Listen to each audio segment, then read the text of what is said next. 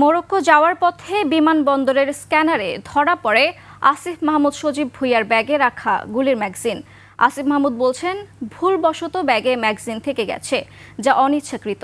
নিজের verified Facebook পেজে একথা লেখেন তিনি। এ বিষয়ে খবর সরাতে কোনো চাপ দেওয়া হয়নি বলেও জানান উপদেষ্টা Asif.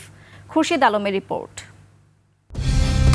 Colour expert, George sap এবং মাইল্ড অন হ্যান্ডস টেকনোলজি সমৃদ্ধ অরিক্স ক্রিস্টাল ওয়াশ আপনার laundry expert. OIC youth capital international প্রোগ্রামে অংশ নিতে ৬টা ৫০ মিনিটের শাহজালাল বিমানবন্দর থেকে ফ্লাইটে মরক্কো যাচ্ছিলেন যুব ও ক্রীড়া উপদেষ্টা আসিফ মাহমুদ সজীব ভুঁইয়া। শাহজালাল বিমানবন্দরে পৌঁছানোর পর স্ক্যানের মেশিনে ধরা পড়ে তার ব্যাগে রাখা গুলির ম্যাগাজিন। এরপর থেকে শুরু হয় আলোচনা সমালোচনা।